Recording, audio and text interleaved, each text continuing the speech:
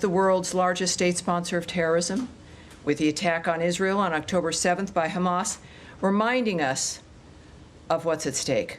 Due to the wisdom of the American people, President Trump's election to a second term has offered the world a chance to see an American leader committed to solving many of the world's existential threats with determination.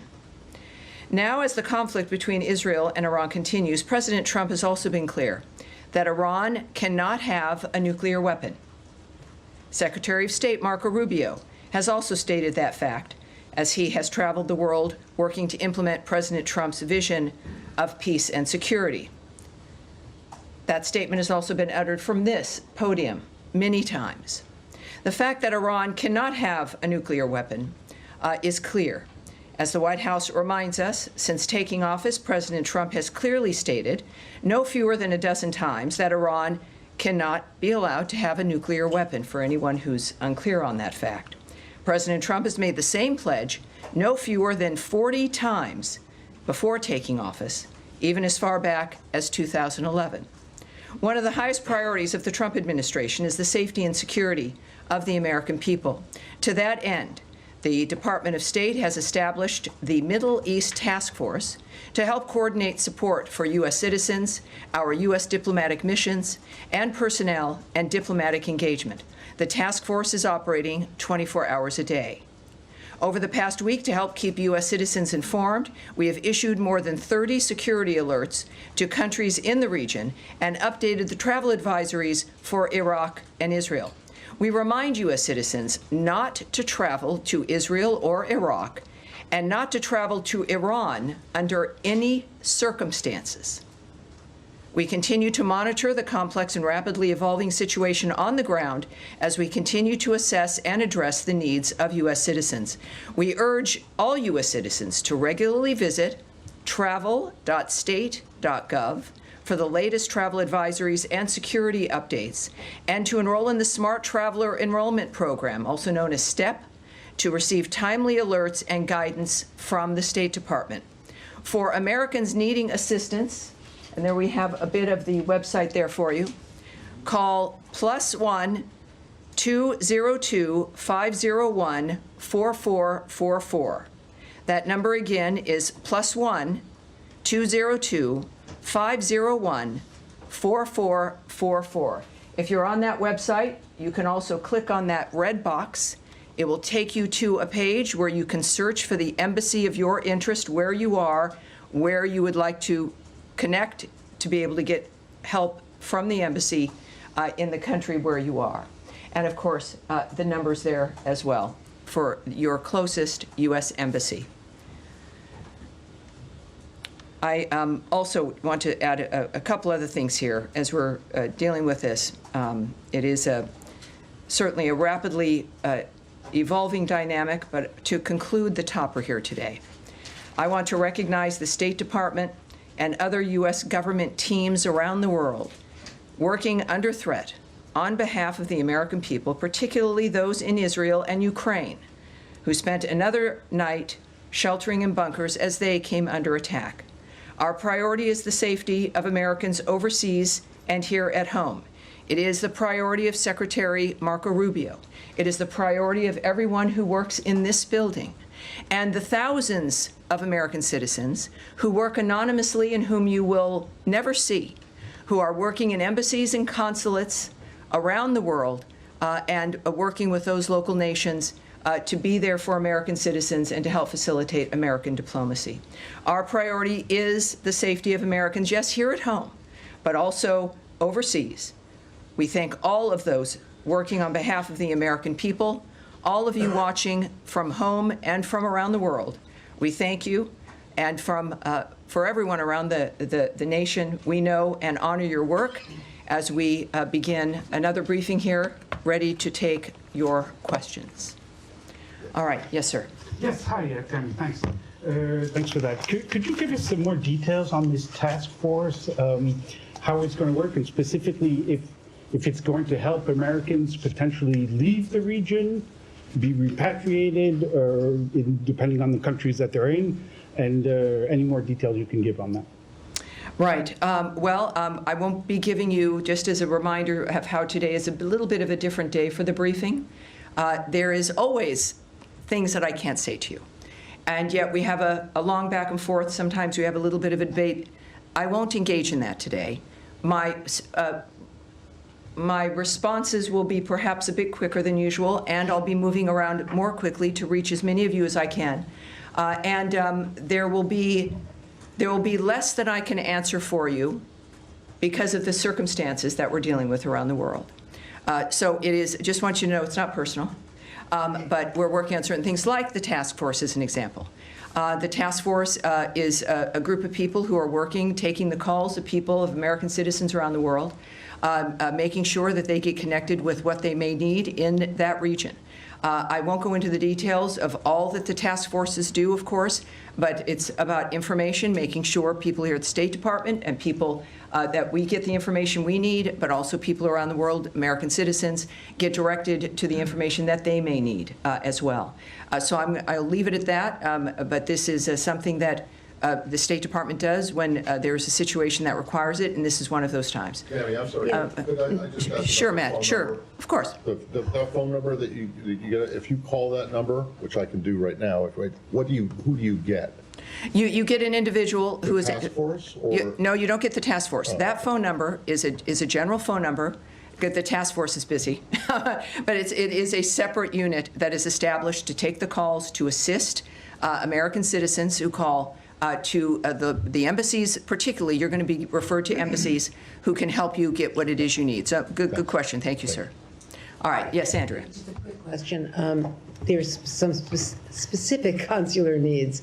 One in particular that I'm aware of, and there may be more than one, is an American citizen in Iran, where there is no embassy, no consulate. Mm-hmm. Would that be the Swiss protectorate? Would there be other options? Is consular affairs give any advice as to what to do about Americans right now stuck in... I can't speak to any advice or information regarding individuals in Iran at this point. And what about American Israelis or Israeli Americans either wanting to come out or wanting to get back home? LL, I believe, has resumed flights in some small measure for people who, some people have kids in Israel and they were visiting the States. And they're American citizens. Is there anything that they can do? Where should they call this number? Well, obviously, if you know, and we encourage every American when you travel, is to contact your local embassy or consulate, let them know you're there, make sure you know where they are, have those numbers, and that's what I would recommend, no matter where you're traveling, but certainly in the Middle East, is know where those entities are, know where the embassy is. So if you're in Israel, obviously it's Tel Aviv or it's Jerusalem. Are they open? Well, they will answer their phone. So there's contacts that can happen in the midst of all of this. And of course, I think that's the advice for wherever you are. But clearly, if you're in a certain area, it's obvious in this case that there are certain limitations in that region, and that contact the embassy, the one that is nearest to you, and you will, at the very least, make sure they know where you are, but also they will give you some options for the plans that you would like to make. Yes, Humaira. Tammy, I understand your limitations, but I have to ask this. I know you do. It's your job, and I appreciate that. I'm here to take questions, not necessarily always answer them. Yeah, last Yes, night ma'am. President Trump said he wants a real end, not a ceasefire. So does the United States support or pursue regime change in Iran, or are we just talking about dismantling Iran's nuclear enrichment, and would that include the United States helping Israel strike Fordo? Well, I'm certainly not going to characterize what President Trump says or tweets, for that matter. He doesn't need characterizing. He's one of the most transparent, one of the most clear individuals that we've known. I think that we can take his word for his word, but I'm not going to speculate on, in a larger sense, what that would mean. That is up to the president. He is the singular guiding hand about what will be occurring from this point forward, as he has been. And I think that dynamic is pretty clear. He says he wants an end, as he has said about every conflict that he has, as a peacemaker, worked to stop peacefully through diplomacy. That has been his commitment, and he wants these things, as he said about a number of situations, not for a month or 6 months, but durable ends to this nature of forever wars. And that has been his posture, and that's his posture now. Okay, I have an easier follow-up. Yes, ma'am. How many people... I'll take a hard one, too. I'd say. How many people so far have contacted U.S. missions in Israel or elsewhere, American citizens, seeking help to depart the country that they're in the Middle East? Yes, I won't discuss those details or the numbers involved with the embassies. Are you guys planning to facilitate charter planes to get people out or military evacuation? I will not discuss what our plans are in that regard. Yes, ma'am. Just to follow up on that really quickly. Sure. Are you guys considering at all operations that would help Americans who want to leave the region from evacuating? I know that our commitment is to the safety and security of Americans around the world. All right? Yes, sir. Yes, sir. Go ahead. Tammy, would the U.S. government like to see a regime change in Iran? First of all, I'm certainly not going to remotely address that. It would require me to speculate or speak on behalf of the president, which I will not do. What we've seen, though, is clear, is months and repeated statements that all he wants is a peaceful world. His activity and the nature of the actions that the United States has taken and his special envoys have been rooted in one thing, which is negotiations, looking for diplomatic solutions to generational problems that he wants solved diplomatically. That has been his constant posture. And there has been nothing that has changed in what he wishes for, what he would hope to accomplish. And so, of course, that's not something I'm going to address. Is the U.S. government and the Israeli government on the same page when it comes to the intelligence about Iran's nuclear weapons program? That is a question for the White House and perhaps the NSC. That's not something I can answer here. Nadia. Thank you, Tammy. The president said he wants to see Iran offers unconditional surrender. I'm not going to ask you to comment on the president's statement, but I'm going to ask you if the secretary is involved in any kind of diplomatic missions with his allies, with the Germans, with the French, trying to offer something to the Iranians as a way out. Well, I, again, would not speak on the details of any diplomatic conversations, if they occurred, between whom, what those details would be. We know, of course, the Secretary and the President were at the G7. Their constant work from the moment they came to office has been to, and certainly Secretary Rubio, was to open up conversations and to lead the world through diplomacy to make a difference. But that's the only thing that would guide me when it comes to the nature of the decisions they're making at this point. Yes, ma'am. Without getting into the details of the conversations, is the door to diplomacy with Iran on its nuclear program still open from the U.S. perspective? That would be a decision made by President Trump. Have you heard from the Iranians signaling interest in continuing discussions? That is not something that I can speak to. Yes, ma'am. Going back to the consular piece of this in Israel, the latest security alert from the embassy there still says that the embassy is not in a place to evacuate or directly assist Americans. Do you have any timeline on when that might change for the Americans who are stranded in that country? And just looking at how quickly the security situation has changed there, the travel alert was raised to a level 4 from a level 3 for the entirety of the country. Is that a sign that the State Department was caught on its back foot a little bit by this change because Americans still can't get help? I can say the answer to that last question is no. We are working 24/7 to ensure the safety and the security of Americans around the world. I can say that the Department of State is always planning for contingencies to assist private U.S. citizens' departure from crisis areas, and we will alert the U.S. citizenry community if there is and when there is additional information to share regarding their options during any crisis, but certainly this one as well. When it comes to how quickly people can expect a dynamic, the American government, the State Department, our militaries, you've seen all of these assets, all of these departments involved in this dynamic in one fashion or another, are working exclusively for the safety of this nation and the safety of the American people, wherever they may be. Yes, sir. Thank you, Tammy. At the top, you said that you're advising U.S. citizens not to travel to Israel or Iraq or Iran under any circumstances. Do you have any more general guidance for Americans in the Middle East, more broadly as a region? Are there other countries that you're advocating people depart from? Well, at our website, we have our travel alerts. We also have moved them on our State Department Twitter, our social media accounts. Those are for the public to see. Would there be, what is the specific one for people to look to if they want to look for specific country travel alerts? Is it travel.state.gov? So travel.state.gov, and you will see every travel alert there for you, depending on if you're going to be traveling. It is not just for the Middle East, or if you're in a country right now, you can get your information there. Yes, sir. Thank you. Two questions. In your topic, you also recognize American diplomats serving in Ukraine and Israel who spent another night in a bunker. Yes. But one of American citizens happened to be killed by the Russians last night in Ukraine. Do you have any comment on will the U.S. government act to protect American citizens in Ukraine? Yes, we are aware of last night's attack on Kyiv, which resulted in numerous casualties, including the tragic death of a U.S. citizen. We condemn those strikes and extend our deepest condolences to the victims and to the families of all those affected. The president, in the recent past, has made his thoughts clear about striking the civilian areas in that regard. And just to reiterate again, which is at the thread throughout all of the work that we do, is the department has no higher priority than the safety and security of U.S. citizens abroad, and we can confirm the death of a U.S. citizen in Ukraine, and we stand ready to provide all possible consular assistance.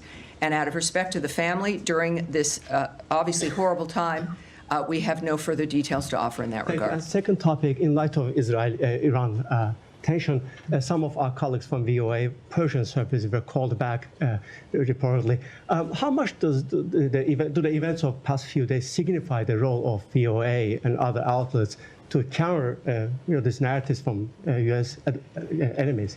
Yes, I'm not going to go into the details of what we're doing when it comes to communications into that region or into specific countries. Yes, sir. Thank you, Tammy. Two Iran-related topics. Number one, the administration kind of kept this conflict between Israel and Iran at arm's length over the first few days. And now, since last night and especially into today, we're hearing the president say, we more. We have control over the skies. We know where the supreme leader is. He's kind of taking more ownership of the situation directly. Is that feeling trickling down to this building as well? Is there more of an ownership of the situation in the State Department as well? Well, I again, can't characterize the feelings of the President of the United States. We know that he is our lead. We know that he is the guiding hand. We know that he is one of a few who know all the details, and he is clearly has a mission and an agenda that has involved diplomacy and changing the world for the better for people. In the meantime, of course, things change. Our experiences change. He's making comments that are a reflection of what what matters to him, and of course, what matters to the president matters to the State Department and every other department. I think that it is fair to say that his leadership and his re-election to the second term was because people here in the United States were tired of the status quo. And what the world has seen is a peacemaker and someone who can make a difference, and that's what they're looking forward to. Final question. Can I get in one more? One more. There's no special envoy for Iran. Several key locations in the Middle East don't have a confirmed ambassador. We speak often about the day after situation in Gaza. What about the day after situation in Iran? Is the State Department ready for it? Well, the State Department and the Trump administration, while you may not see things immediately, just because it's not maybe in the news or you're not present for things that occur, doesn't mean they're not occurring. I would remind everyone that the State Department, as I've found out, is sort of like the military. It's 24/7. It is not something that is a basic 8 to 5 dynamic. And it's because people are working around the world constantly. It is literally their mission. Personally, their work is what they do and are committed to. So while you may see a certain thing in a static framework, it doesn't mean that we have not worked on that or are not working on that or that things will begin to happen. So it's just a reminder that it's not about the day after. We are working before, during, and after. It is the anticipation of people with history and an experience when it comes to the history, not just of a building and of a department of the United States, but the history of people working on diplomatic issues throughout the world. And they work for this department. They are committed to those issues, and that is what makes the State Department so effective, in addition to the leadership that is afforded by Marco Rubio, as guided by Donald Trump. Yes, sir, you've been waiting. Tammy, the NATO summit is in The Hague next week. Yes. President Trump and Secretary Rubio came back early from the G7 summit because of the nature of what's going on in the Middle East. If this situation is still unfolding next week, should we expect some kind of changes to the delegation, changes to travel? Should we be anticipating that if the situation is still ongoing? You know, I can't tell you if anything will change. I know it has not so far. But as we have experienced from day to day, or even sometimes hour to hour, things do change. This is a very dynamic event. We've all had our special situations that we're interested in, and we all want diplomacy to work, and we've been cheering on summits and ceasefire discussions, et cetera. This is something that is moving, as things tend to, very rapidly. So I would say that anything is possible, but at this point in time, that is still certainly on the books. But that's going to be obviously that's a presidential trip. That's going to be up to the White House, and I'm sure will be affected by their decision-making based on what they see. Yes, sir. Thanks, Tammy. 2 questions, please. First of all... Can you tell me, sir? Yeah, Alan Fisher from Al Jazeera English. Very good. How do you do? Fine, thank you. The U.S. intelligence assessment on March 26 was that Iran was not working towards a nuclear bomb. What's changed? That the U.S. position seems to be that it was very close. Well, again, I can't speak to intelligence assessments, what may or may not have changed, or to the fact that it is President Trump and his team who are seeing things that matter when it comes to the decision-making, and I think that that's what's happened here. Second question is, if the president in his first term was willing to give the Taliban 18 months to come up with a deal, why was there only 60 days given to the Iranians to discuss something which is much more complicated? Again, I'm not going to discuss the details of the decisions made by the president. Andrea? I'm just saying that was Tulsi Gabbard's testimony in open session to the committees. Well, yes, and as I've noted, today is not that day. Next, yes? Yes, sir. Tie in the white shirt. Thank you. Is that you just suggesting that Andrea, we're moving on, please. Let's please be able to manage this. Sir, in the back there. Thank you, Tammy. My question is, the other week we were talking about the negotiations between Iran and the U.S., and the president was very optimistic about it. And now drastically everything has changed, and we are talking almost about a full-scale war between Israel and Iran. How do you name the procedure right now? Has the negotiations failed, or how can we name it? My second question will be, the Iranian state TV has been targeted by the Israeli Air Force. How do you see that? Do you see a state TV channel as a legitimate target? Well, you'd have to ask Israel about their decisions when it comes to the choices with what they strike and what they don't. And on your first question, which now is already, what was your first question? My first question, after all this, after these escalations, how do you name Oh, well, the process? I would say that you would look to the President of the United States for how he is characterizing what has occurred. And he is very open and transparent with that, and does it with his many conversations with the media and also on Truth Social. He is clearly accessible, certainly with his remarks, and he has said a number of things on social media that I think might answer your question. Yes, Saeed. Thank you. Very quick question on Gaza. Can I do that? Of course. Well, yeah, are we continuing still with? I will come to you on Gaza, Saeed, I promise. But let's continue with the topic at hand. So yes, sir, in the back. Thank you so much, Tammy. 2 questions. One question on Iraq related to Iran. Iranian-backed groups Qatar Hezbollah threatens the U.S. against interfering in the Israel-Iran conflict, which they said any American intervention in the conflict would prompt the group to target the U.S. interests across the region. Have you reached to the Iraqi government, and what's your message to these groups? And the second question, what's the State Department's assessment of diplomacy? Have you put diplomacy on a side, or are you still believe that diplomacy can work with Iran?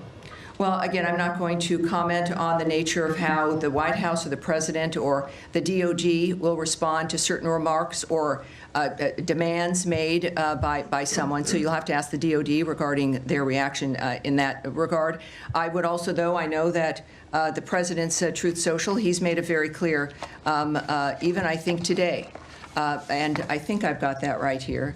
This is, again, one of the things we've learned about President Trump is that when he tweets, when he speaks, the world watches, and it's the most clear framework that we can learn of his approach.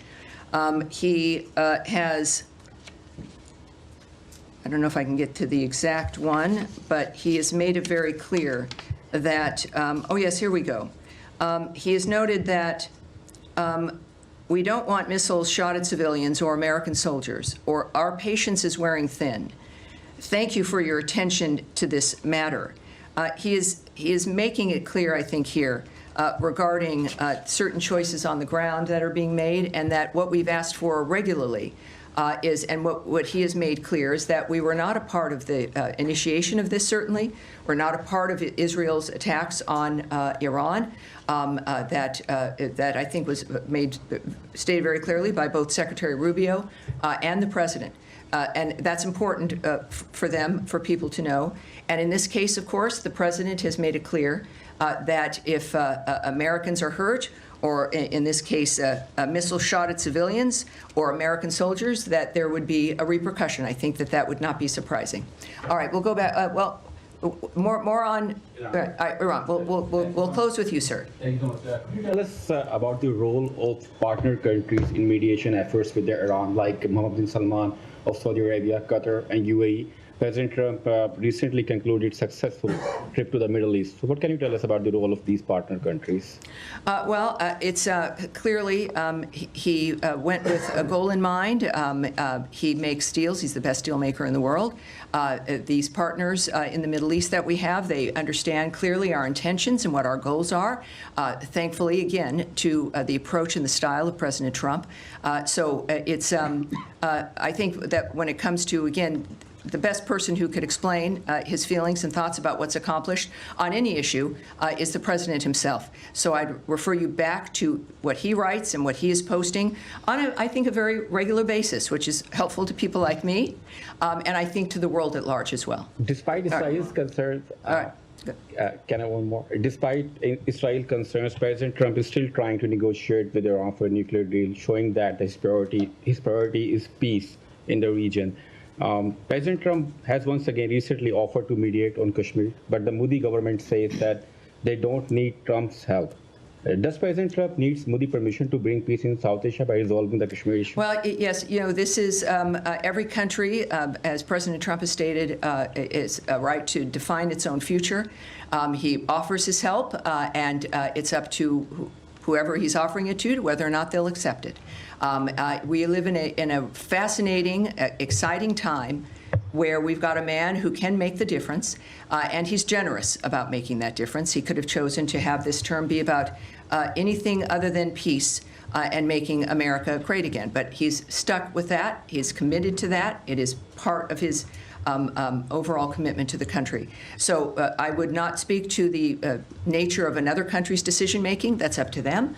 But I think all of us are grateful that we have a president who's willing to help and wants to help. Now, you have one more in Iran, and then we'll go to Saeed. Can you confirm a report that the former Iranian President Mahmoud Ahmadinejad has been killed in Tehran? I can't confirm that or report on that or discuss it. All right, thank you. Saeed. Thank you. Very quick question on Yes, Gaza. sir. In the last 48 hours or the last 3 days, dozens of Palestinians have been killed at the aid centers and so on.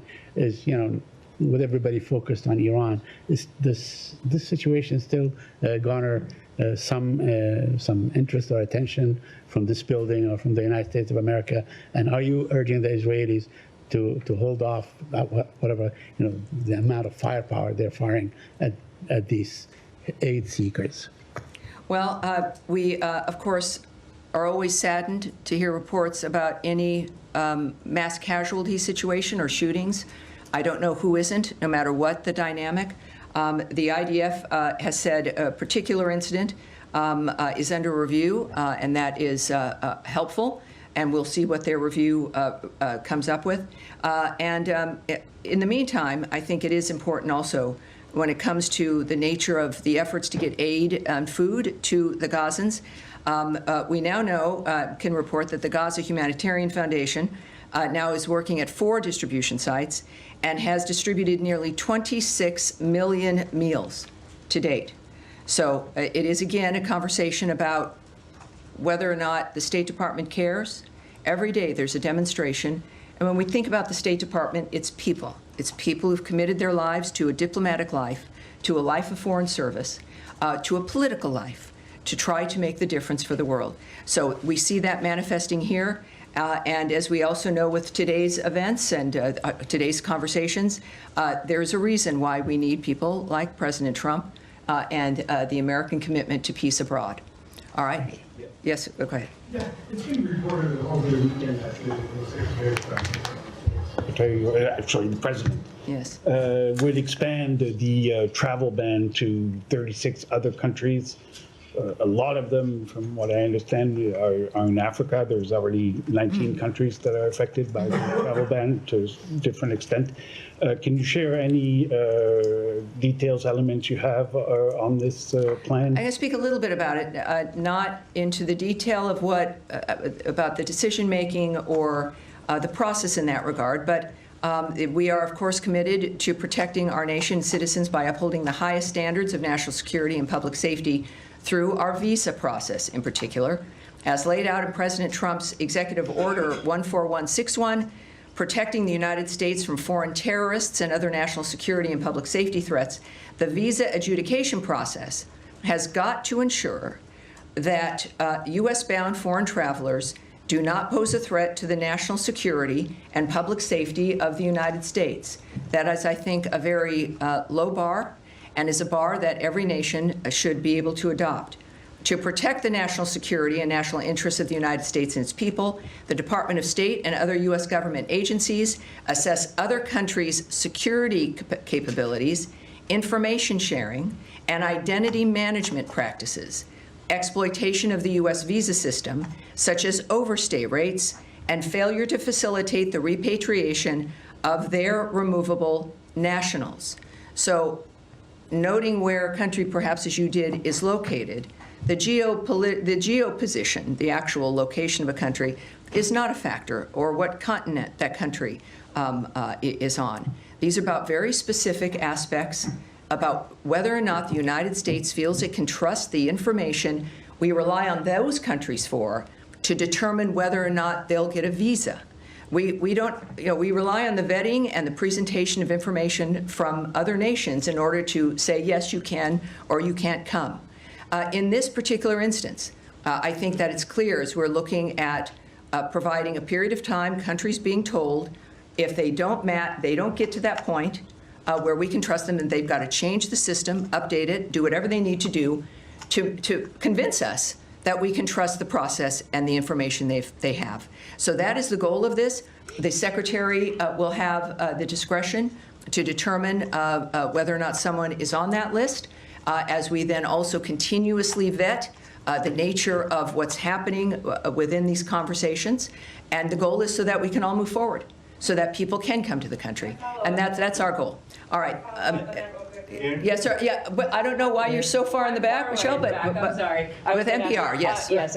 Just following up on that, there was a deadline given for these 36 countries tomorrow to come up with their action plan. I wonder if you've heard back from any of them yet? That's incorrect. I can just tell you that that's not correct. The fact is that they will have a considerable amount of time to rectify whatever the situation is that the State Department has determined is affecting the nature of our trust in how we issue a visa. All right? Yes, and we'll take, yes, sir, with the beard there, yes. Thank you. Has the United States... Can you tell me your name, sir, and your outlet? Mustafa Abdo, Shafaq News. Okay, welcome aboard. Thank you. Has the United States received any official request from Baghdad to help prevent Israeli overflights in Iraqi airspace? And what is Washington's response to such a request? Again, you would need to speak to the Department of Defense and the White House regarding that. I won't speak to the details of conversations, certainly about anything of that matter involving any country. And I think that will be it for today. As we return, thank you all for your patience, and I expect to see you again later in the week. Thank you very much, everyone. Thank you. Thank you. Appreciate it.